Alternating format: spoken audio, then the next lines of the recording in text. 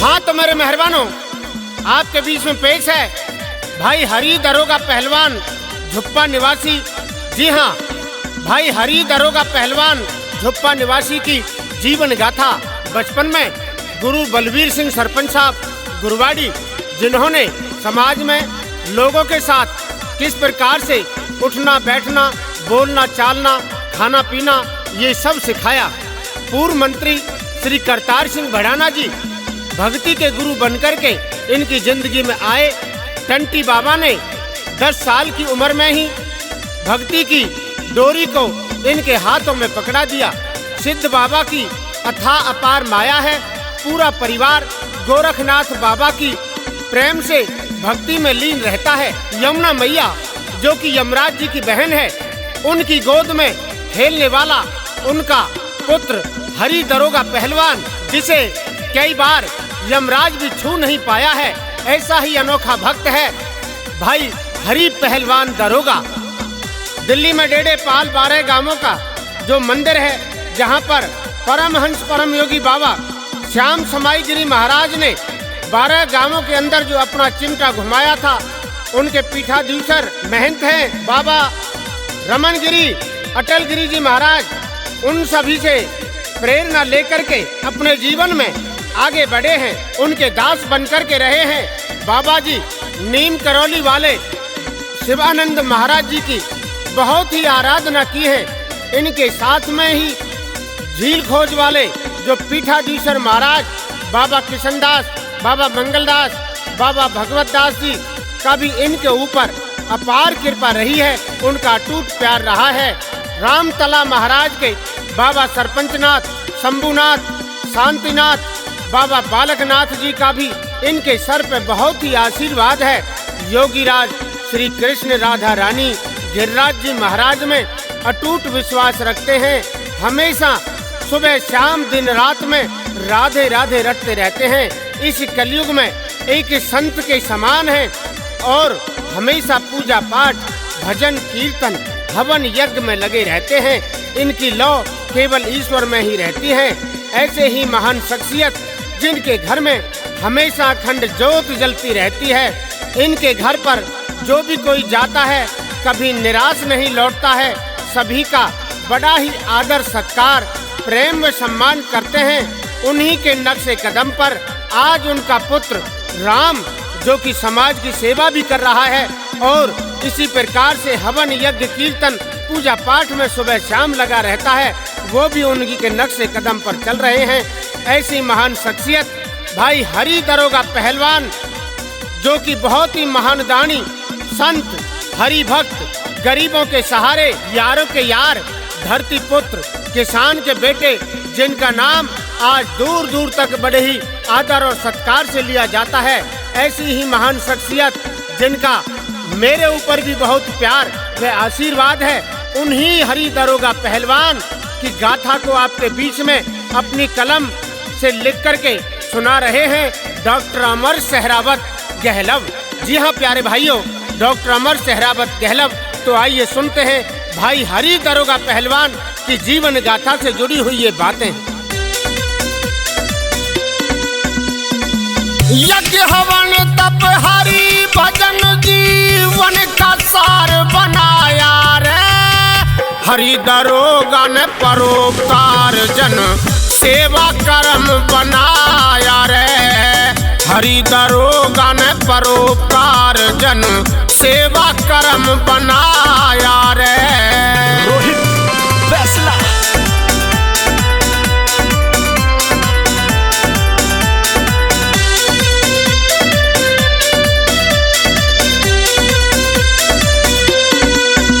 Greater Noida में झुप्पा गाम जमुना के ठीक किनारे जी। पिता प्रेम सिंह मां शांति देवी के ये राज दुलारे जी। पूर्व पीएम चंद्रशेखर के रहे हैं मन के प्यारे जी। राज्यसभा सांसद नीरज से खर की आंखों के तारे जी। भारत कुमार बन पहलवानी में भी परचम लहराया रे। हरि दरोगा ने परोपकार जन सेवा कर्म बनाया रे। हरि दरोगा ने परोपकार जन सेवा कर्म बनाया रे।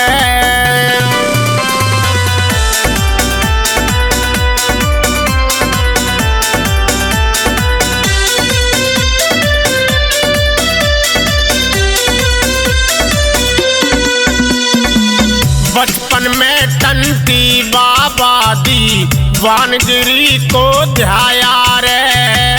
सतकुंडा सिद्ध बाबा कुटी पे निस दिन शीश झुकाया रे। सुबह शाम नित्य ज्योत जला के ध्यान भजन में लाया रे। आशीर्वाद फलारी बाबा रामदास जी का पाया रे। बचपन से ही साधु संतों की हो गई छाया माया रे।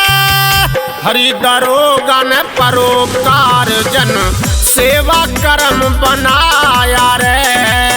हरि दरोगा ने परोपकार जन सेवा कर्म बनाया रे।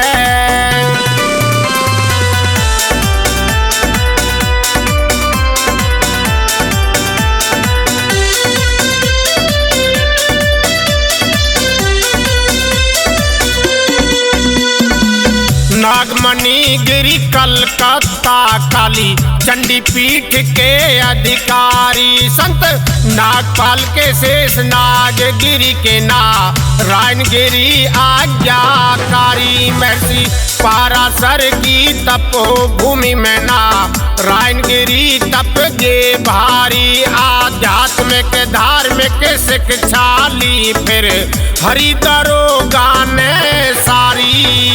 जन कल्याण के लिए हवन यज्ञ 52 बार कराया रे। हरि दरोगा ने परोपकार जन सेवा कर्म बनाया रे।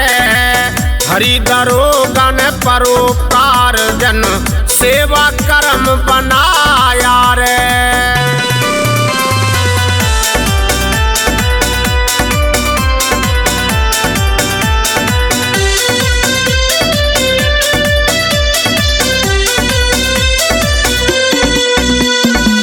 साधु संत महात्माओं की सेवा ये दिन रात करे।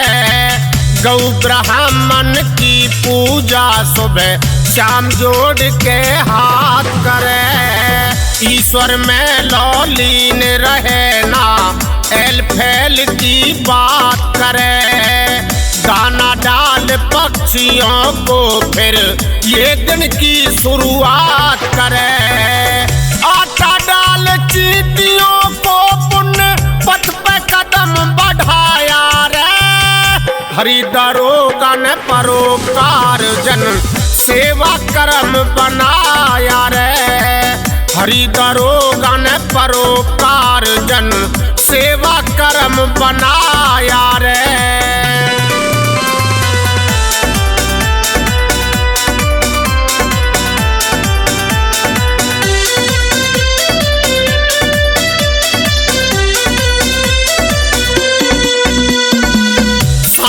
को नित्य चारा डाल के उनसे भारी प्यार करे।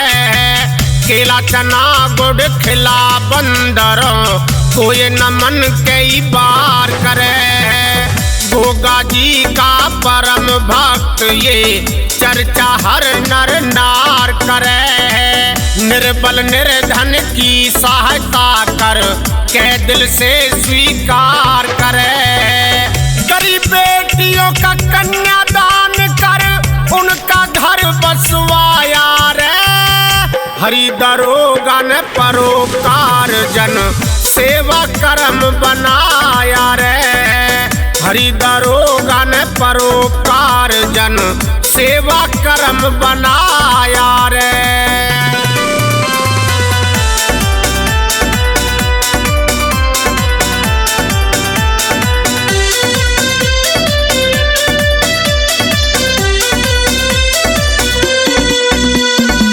सूरज चांद चमकते जैसे सदा चमकता नूर रहे। गोगा जी महाराज की कृपा बनी सदा भरपूर रहे। नेक भलाई के कामों की मस्ती में ये तो चूर रहे। प्रभु के चरणों में प्रार्थना इनकी हर मंजूर रहे। अमर सहरावत शुभ कर्मों का गुण जाता है गाया रे। हरि दरोगा ने परोपकार जन सेवा कर्म बनाया रे। हरि दरोगा ने परोपकार जन सेवा कर्म बनाया रे।